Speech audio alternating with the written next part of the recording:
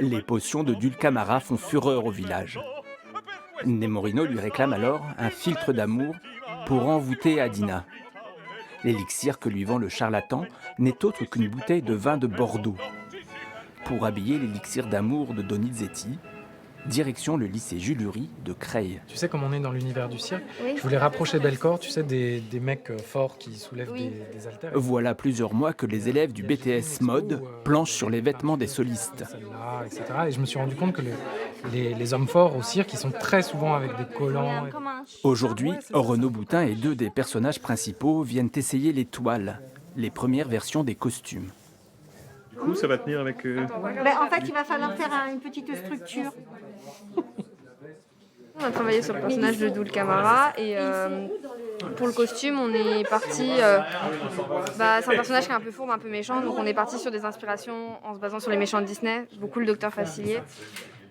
Aussi un petit peu un personnage androgyne, ambigu. Pour préparer leur travail, les étudiantes s'étaient rendues aux auditions, l'occasion de se familiariser avec l'opéra.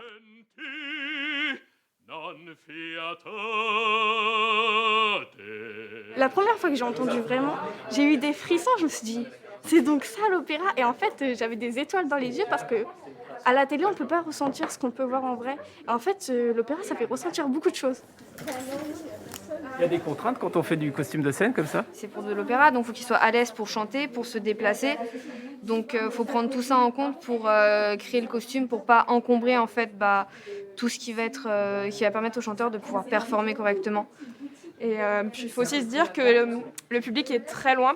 Donc, par exemple, nos boutons sont extrêmement gros pour qu'on puisse les voir de très très loin. Petit défilé. Petit défilé avant de reprendre le travail. Et quelques mois plus tard, C'est hyper beau. J'ai envie de tourner du coup. C'est l'effet de la robe. Oui. C'est trop chouette. premier essayage des costumes définitifs, l'occasion de noter les retouches éventuelles, mais aussi pour les chanteurs de faire plus ample connaissance avec leurs personnages. Ça me donnait un esprit très jeune du personnage, vraiment adolescente. Et après, dans le deuxième acte, elle change un peu de costume parce qu'il y a une autre jupe qui est plus longue et donc elle devient plus femme. Ici, ce sera resserré. Du coup, ça remontera un peu plus. Normalement, je vais faire une couture ici. D'accord. Le tissu est bien, il gratte pas, vous savez, comme les pulls de grand-mère, hein. Certains qu'on voit comme ça. Donc c'est assez agréable, j'adore le style, ça, depuis le début. J'aime bien ce côté, c'est le Pierrot lunaire, hein, vous voyez, donc c'est le petit garçon un peu naïf.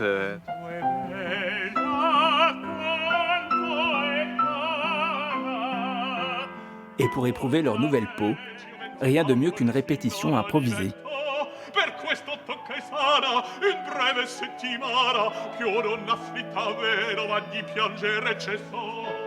C'est quand même un aboutissement en soi de voir notre costume qu'on a imaginé et créé être porté par le chanteur.